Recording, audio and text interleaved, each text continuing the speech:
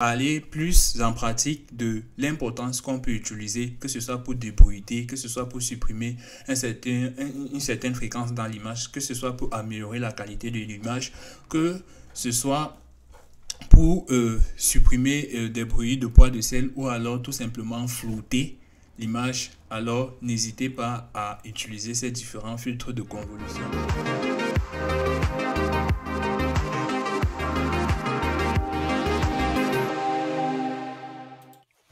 Salut à tous et bienvenue dans ce nouveau tutoriel sur la vision par ordinateur. Aujourd'hui, nous allons parler de l'un des outils, l'une des opérations, des techniques les plus importantes et les plus primordiales à connaître dans la vision par ordinateur qui est la convolution. Nous allons parler de la définition et de ses formules. Nous allons ensuite parler de l'importance de cet opérateur en computer vision et aussi dans d'autres domaines. Puis, nous allons parler des différents filtres de convolution pour illustrer pour mieux comprendre cet opérateur à travers les filtres moyenneurs, gaussiens et aussi de la notion de débruitage pour mieux mettre en évidence, comme je l'ai dit. Puis nous aurons des cas pratiques avec la librairie OpenCV pour pouvoir mettre en exergue tout ce qu'on aura appris durant cette présentation.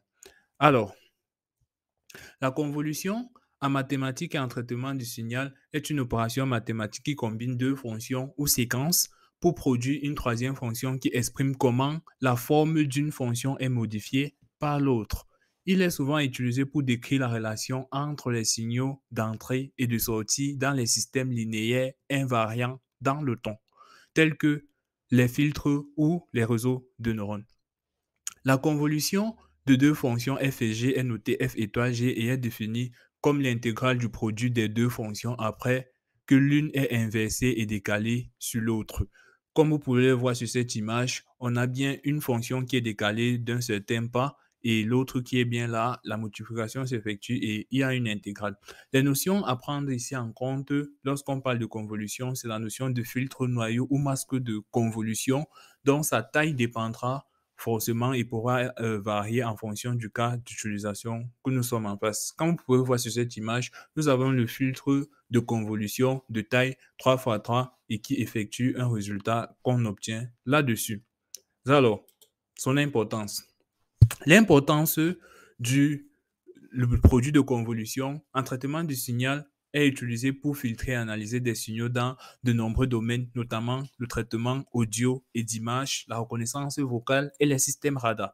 En physique, la convolution est utilisée pour calculer la réponse d'un système à une entrée arbitraire, ce qui est important dans les domaines tels que l'optique, l'acoustique et l'électromagnétisme. La théorie des probabilités, la convolution est utilisée pour calculer la distribution, autant pour moi, de probabilité de la somme de deux variables aléatoires indépendantes ou plus, pour ne que citer ce cas.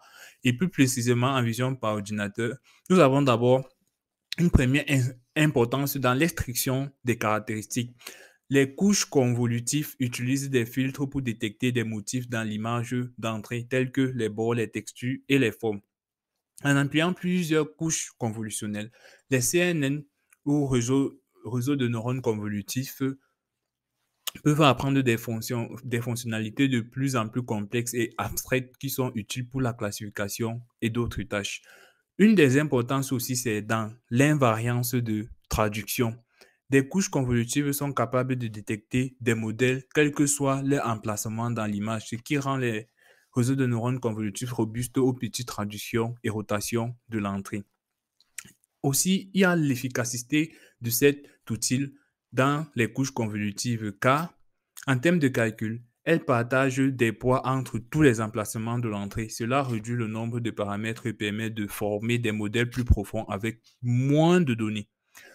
Ensuite, nous avons le transfert learning ou l'apprentissage par transfert où les CNN préentraînés peuvent être utilisés comme extracteurs de caractéristiques pour de nouvelles tâches car les filtres appris sont souvent généralisables à d'autres ensembles de données et applications. Alors, maintenant, nous allons parler des différents filtres. Le premier filtre sera le filtre moyenneur. Un filtre moyen est un filtre linéaire qui convolue l'image avec un noyau de poids égaux, remplaçant effectivement chaque pixel par la moyenne de ses pixels voisins, comme vous pouvez le voir sur l'image. Cela a pour effet de lisser l'image tout en préservant sa structure globale. L'image filtrée moyenne résultante peut être utilisé pour des tâches telles que la réduction du bruit, le floutage d'une image ou la préparation d'une image pour un traitement ultérieur. Cependant, il est important, voire primordial de noter que le filtre moyen est, peut brouiller des contours et des détails fins, ce qui rend moins efficace que d'autres filtres dont on en parlera juste après.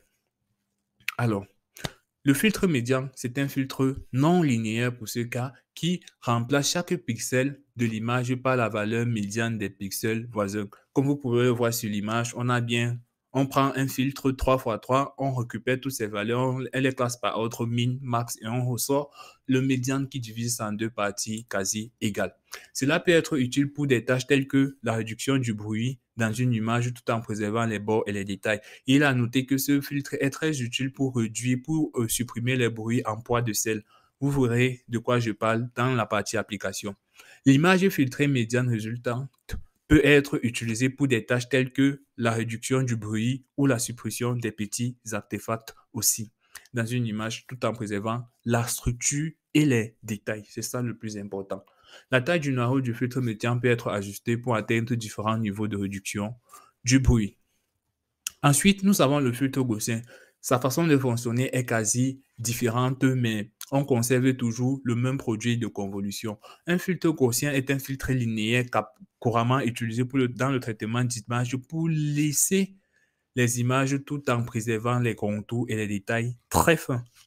Il convolue l'image avec un noyau gaussien qui est une fonction 2D en forme de cloche et centrale à l'origine, comme vous pouvez le voir, où nous avons X ou Y sont les coordonnées autant pour moi d'un pixel par rapport au centre du noyau. Et sigma est l'écart type de la distribution gaussienne. La taille du noyau gaussien est déterminée par rapport à l'écart type. Plus grande est la valeur de l'écart type sigma et cela va se traduire par une distribution gaussienne plus large et plus étalée, ce qui correspond à un noyau plus grand. Vous pouvez donc voir la relation qui lie la taille, l'écart type et la distribution. La taille du noyau peut être un nombre impair et pour moi devrait normalement, obligatoirement être impair nous pourrons avoir 3 x 3, 5 x 5 et 7 x 7. Et nous allons terminer ceci avec un filtre d'affûtage ou sharpening en anglais, plus connu sous ce nom. Et c'est un filtre de netteté qui améliore les bords et les détails fins d'une image en accentuant les composants de haute fréquence. Comparé aux autres qui vont plus agir en basse fréquence et supprimer ces fréquences basses, nous aurons ici là des fréquences hautes qui seront conservées. L'image plus nette qui en résulte peut être utilisée pour des tâches telles que l'amélioration des détails et des bords d'une image, bien entendu, le rendu plus attrayant visuellement ou utile pour un traitement ultérieur.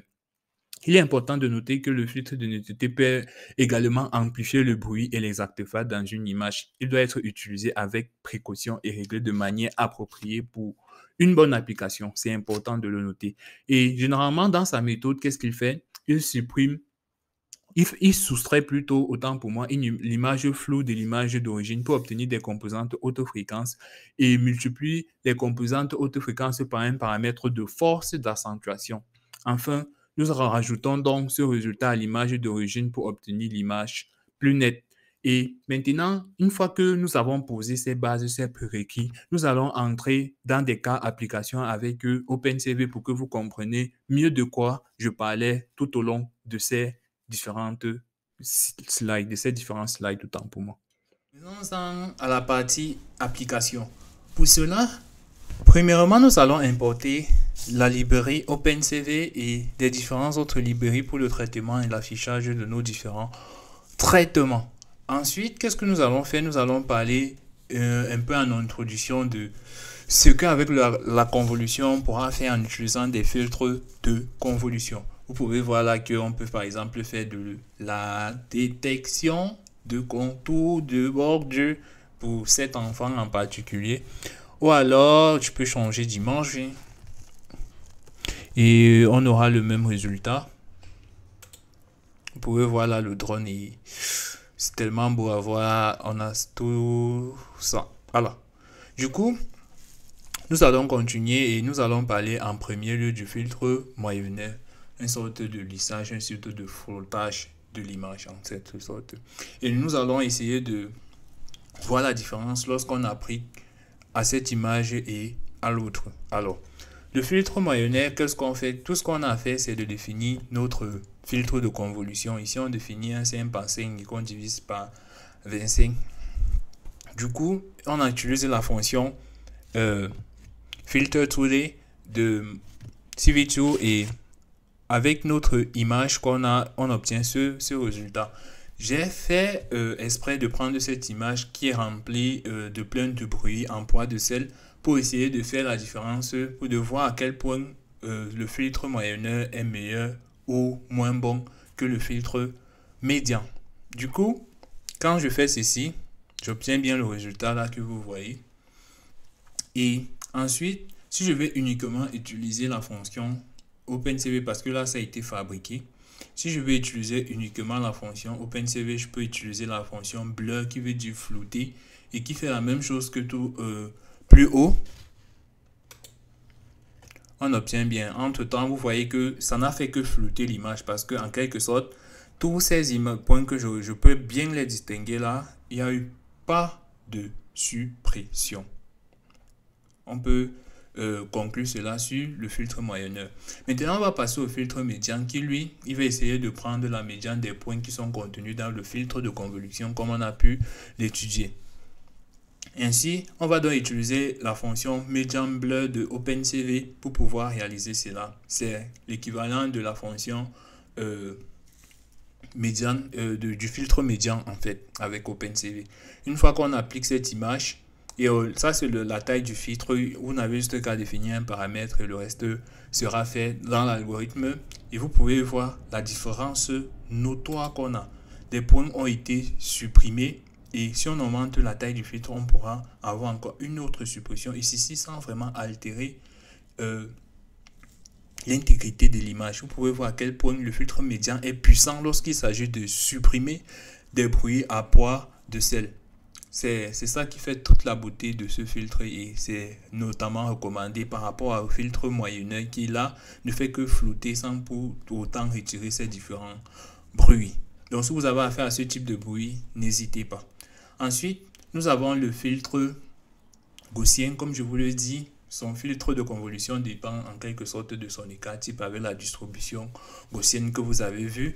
Et normalement, comme on vous a dit, c'est différent.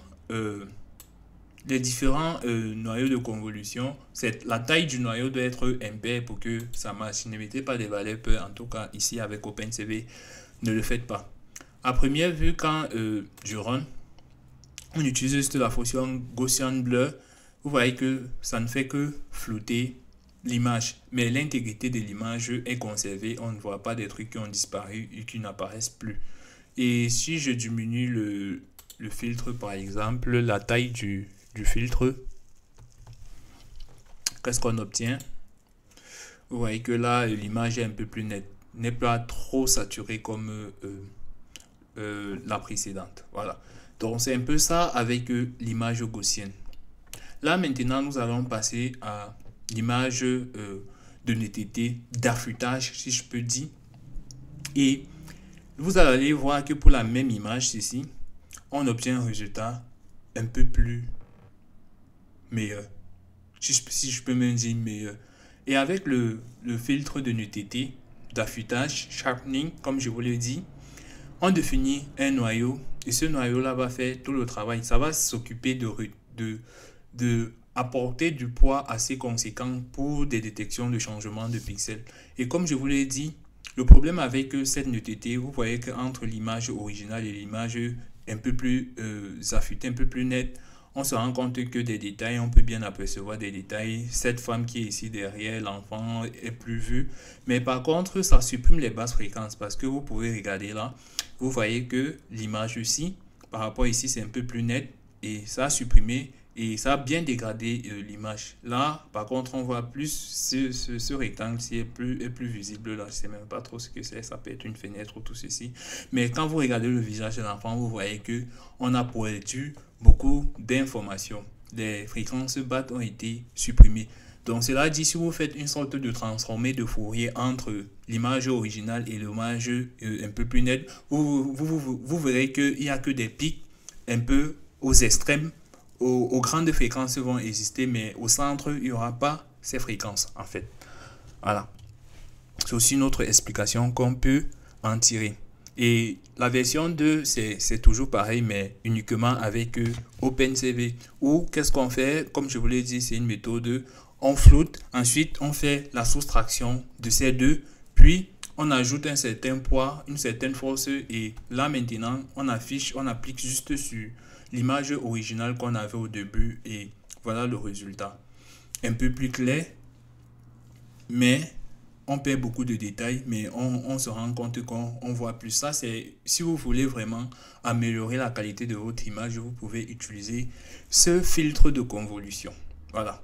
Voilà ainsi dit, parler plus en pratique de l'importance qu'on peut utiliser, que ce soit pour débruiter, que ce soit pour supprimer une certaine fréquence dans l'image, que ce soit pour améliorer la qualité de l'image, que ce soit pour supprimer des bruits de poids de sel ou alors tout simplement flouter l'image. Alors n'hésitez pas à utiliser ces différents filtres de convolution, parce que dans les différentes techniques qu'on utilise pour la détection et la reconnaissance de facial, n'ayez aucun doute, les filtres de convolution, ça existe, que ce soit dans les réseaux de neurones, que ce soit dans des simples applications, comme vous pouvez le voir là.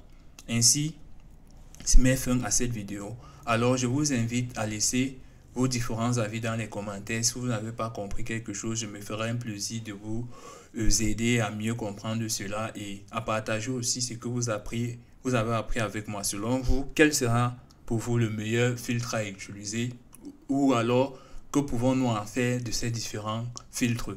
Si vous avez aimé la vidéo, n'hésitez pas à lâcher des pouces et à vous abonner